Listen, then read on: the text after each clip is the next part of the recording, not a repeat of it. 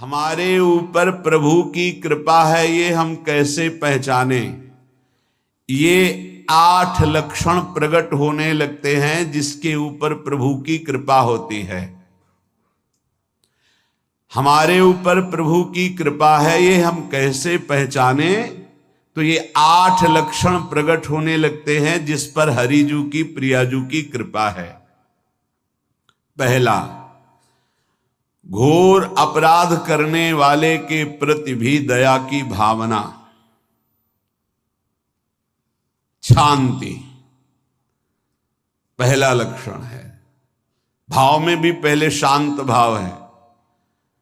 हमारे ऊपर श्री हरिजू की कृपा है, इसकी पहचान ये 8 लक्षण। पहला, शांति, अर्थात घोर अपराधी के प्रति भी गुस्सा ना क्षमा करना, ये हरि की कृपा का लक्षण है। देख लो भाई, घोर अपराधी शब्द तो जाने दो, जरा सा प्रतिकूल हो जाए तो लाख समझाओ पर भ्रकुटी तनी रहती है। भला ऐसा है? अपराधी पर भी क्षमा का भाव होना, ये हरि कृपा पात्र में ही होगा, अन्य में नहीं। तो अगर अपने हृदय में ऐसा लगे कि ऐसा नहीं है तो हरिजू से प्रार्थना करनी चाहिए कि कृपा करो, मेरे में सामर्थ्य आवे। दूसरा, अनुसूया, वो किसी भी के प्रति कभी भी कोई दोष दर्शन ही नहीं करेगा। दोष कथन, दोष श्रवण की तो बात जाने दो। अनुसूया, दूसरों के गुणों में दोष ढूंढना ये नहीं होता। हरि कृपा पात्र में ये नहीं होता। ये सब भजन के नाश करने वाले, जैसे पहला अपराधी पर क्रोध कर देना, तो माया ने भेजा इसीलिए था कि तुम्हारे साथ व्यवहार ऐसा करे कि तुम क्रोध करो। क्रोध करोगे तुम्हारी ऊर्जा शक्ति नष्ट हो जाएगी, अध्यात्म में जो चलने की थी। और कहीं तुमने संकल्प कर लिया तो भजन शक्ति नष्ट हो जाएगी। तो अगर भजन बल है तो गया, जरूर उसको दंड मिलेगा, पक्का मिलेगा, 100% मिलेगा, लेकिन आप खाली हो गए। ना भजन करने की वृत्ति रहेगी और ना भजन रहेगा, दोनों बात। अनुसूया, किसी के सद्गुणों में दोष देखना, गुणों में दोष ढूंढना, ये हरि कृपा पात्र में नहीं होता। ये बहुत मंगलमयी बातें हैं जिससे हमारा भजन मार्ग पुष्ट होता है। तीसरा, वो बाहर से और भीतर से पवित्र रहता है, हरि कृपा पात्र। शौचाचार का ज्ञान होना चाहिए, वस्त्र आपके पवित्र होने चाहिए, ये बाहरी जल रज आदि के द्वारा बाहरी पवित्रता। और निष्कपटता, निश्चलता, सत्य भाव, ये अंदर की पवित्रता है। अगर कपट है, छल है, असत्य है तो हृदय मलिन रहता है। भीतर और बाहर से पवित्र रहना, इसमें खास बात क्या है? भीतर और बाहर से पवित्र रहने में, भीतर और बाहर से सदैव पवित्र कौन रह सकता है? तो बोले जो पुंडरीकाक्ष भगवान श्री हरि का, प्रियाजू का स्मरण करता रहता है, वो शवायाभ्यंतर शुचि, वो बाह्य और अभ्यंतर दोनों से पावन रहता है। तीसरी जो कृपा का लक्षण है, अर्थात वो सदैव भगवत चिंतन परायण, शौचाचार का पालन करने वाला, बाहर और भीतर से हरि कृपा पात्र पवित्र रहता है। चौथा, ऐसे कार्यों का अनुष्ठान न करे जिनमें हमारा भजन छूटता है, जिनमें सत्य छूटता है, जिनमें भगवत भाव छूटता है। जैसे आपके ऊपर कृपा हुई, आप भगवत मार्ग में चल रहे हैं, अब आप ऐसे संसारिक कार्यों का अनुष्ठान कर रहे हैं जिनमें आपकी चित्तवृत्ति बिल्कुल भगवत विमुख हो रही, तो जीवन का लाभ क्या होगा? लाभ तो है भगवत स्मरण सहित।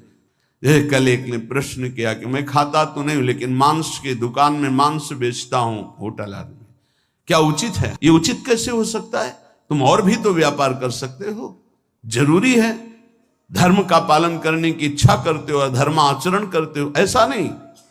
तो विरत बहुकर्मा, उन कर्मों से हमें विरत रहना है जो हमारे धर्म के विरुद्ध है, जो भजन के विरुद्ध है। हरि कृपा पात्र ऐसे कर्मों का अनुष्ठान कर ही नहीं सकता। अपने भजन का फल देखना भगवत कृपा पात्र के, सबको प्रदान कर देना। हिम्मत है? अपने भजन, इतनी मेहनत से किया हुआ भजन, भजन होने के बाद हे प्रभु इस भजन का फल हो, सर्वे भवन्तु सुखिना सर्वे सन्तु निरामयः। यहां तो कहते हैं महाराज एक माला रोज आपके लिए करता हूं कि आपकी बीमारी ठीक रहे, तो शेष किसके लिए करते हो प्रभु? शेष क्या? अगर इष्ट और गुरु के लिए तुम्हारा है कि एक माला करते तो फिर इतनी माला करते तो हमें क्या होगा? सब आपको दे देंगे तो हमें क्या होगा? तभी भजन का रहस्य नहीं जाना। छठवां, अपने भजन से अपने लिए कुछ भी ना चाहना, और दूसरों की तो बात जाने दो, दूसरों से कुछ ना चाहना ये तो ठीक है, अपने भजन से अपने लिए कुछ ना चाहना है हिम्मत। देखो ये हरि कृपा पात्र में हिम्मत होती है। अपना भजन अपने प्रयोग में ना लाना, इसका भी आंतरिक रहस्य है। अपने प्रयोग में आप शरीर को लेकर के बोलेंगे, अगर स्वरूप को लेकर तो प्रयोग की कोई वहां जरूरत ही नहीं, स्वरूप पूर्ण काम है, वहां कोई अभाव नहीं। जब आप कोई भाव अपने लिए करेंगे तो देह भाव होगा, देह भाव से किसी विषय की मांग होगी। विषय पूर्ति भजन का फल नहीं होता, भजन का फल होता विषय निवृत्ति। बहुत जोर की बात है, कैसे समझ में आए? अपने भजन का भी फल अपने लिए नहीं, दूसरों से कुछ चाह रखना तो बात ही जाने दो, भजन से भी कोई अन्य सुख की चाह नहीं हुई। क्या चाहिए? भजन ही बनता रहे, भजन का फल भजन बनता रहे, खूब निरंतर जप करते रहे। सातवां, किसी भी मान सम्मान कीर्ति पद प्रतिष्ठा के मिलने पर हृदय का असंतुष्ट हो जाना, यह हरि कृपा पात्र का लक्षण होता है। प्रणाम नमस्कार जय हो तो हृदय में असंतुष्ट हो जाना चाहिए। कोई किंचन मात्र अभिमान न उदय हो जाए। प्रभु बचाओ, ये माया की चकाचौंध से बचा लो नाथ। कौन सा अपराध बन गया कि आपकी जय की जगह यहां हमको ऐसा सुनना पड़े। मान प्रतिष्ठा कीर्ति जिसके लिए बड़े बड़े लालायित रहते, हरि कृपा पात्र को विष की तरह चुभती है। और आठवां, किसी भी प्राणी समुदाय से संबंध ना रखते हुए सब पर दया की भावना, सब पर कृपा की भावना, सब पर करुणा मैत्री पर किसी से ममता नहीं। ये सूत्र बहुत व्यवहार में प्रयोग करने योग्य है। सबसे करुणा और मैत्री पर किसी से ममता नहीं। करुणा तो करी भरत जी ने, मैत्री भी की मृग से, पर ममता रहित नहीं रहे। ममता कर ली तो अगला जन्म हिरण का हो गया। ममता नहीं रखनी। निर्ममो निरहंकारा, करुणा मैत्री तो करनी है, जैसे इसमें आदेश है, गीता में जी आदेश है, अद्वेष्टा सर्वभूतान मैत्र करुणैव च, पर निर्ममो निरहंकारा, ये साधक की चतुरता है।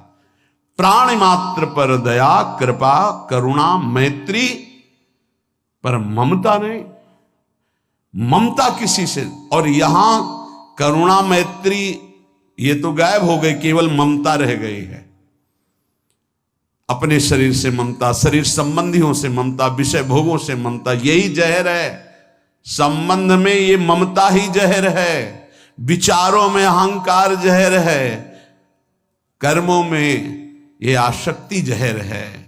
इसी जहर को मिटा दे तो जीवन मुक्त महापुरुष कर्म करते हुए, विषय सेवन करते हुए, वार्ता करते हुए, विचार करते हुए, बिल्कुल जहर रहित उसका जीवन हो गया।